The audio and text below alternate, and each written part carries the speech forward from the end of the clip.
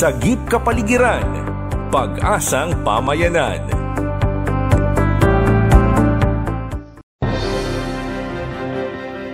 Kinundina ng Civil Society Organizations or CSOs ang pag-atake ng China ship gamit ang military-grade laser light sa Philippine Coast Guard sa West Philippine Sea.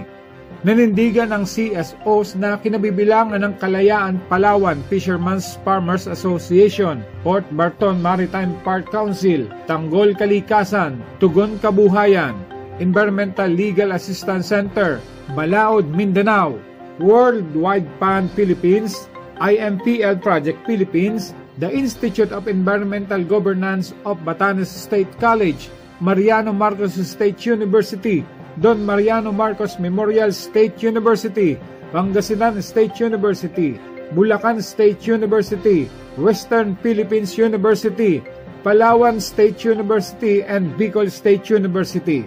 Ipinahayag ng mga CSOs ang kanilang pagkondena sa pamamagitan ng isang press statement na kanilang nilagdaan sa paulit-ulit na pambubuli ng Chinese Coast Guard sa mga mangingisda at Philippine Coast Guard or PCG. Ang pinakahuling pangyayari ay naganap nitong ika-6 ng Pebrero taong kasalukuyan sa Ayungin Shoal sa West Philippine Sea.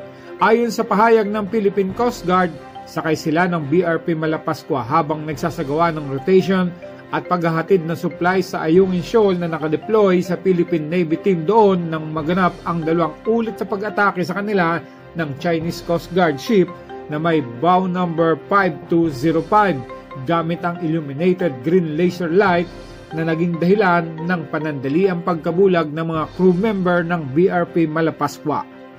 Matatandaang noong ika-9 ng Enero, taong kasalukuyan din nang habulin ng Chinese Coast Guard vessel ang fishing boat ng Pilipinong mangingisda sa Ayungin Shoal.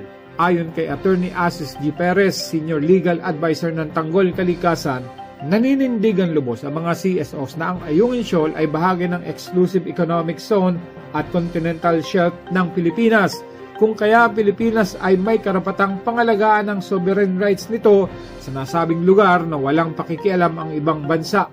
Binigyan diin pa ni Perez na may karapatan ng mga Pilipino sa malayang pangingisda sa naturang lugar. Ang patuloy na ginagawa ng China ay malinaw na banta sa food security, pagkasira ng Marine Ecosystem Services ng WPS at biodiversity na siyang lifeblood o kinabubuhay ng ekonomiya ng Pilipinas.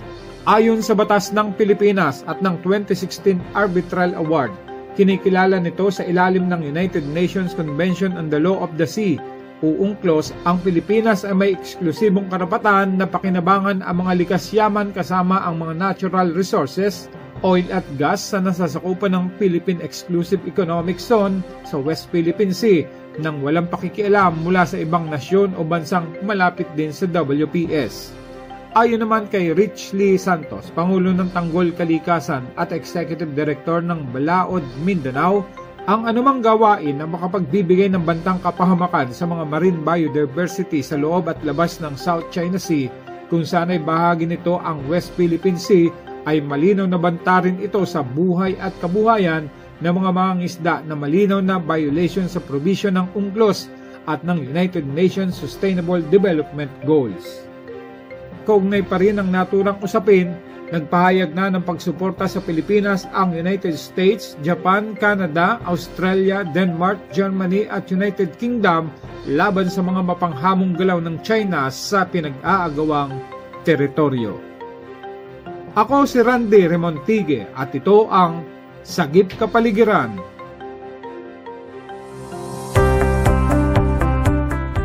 Sagip Kapaligiran, Pag-asang Pamayanan.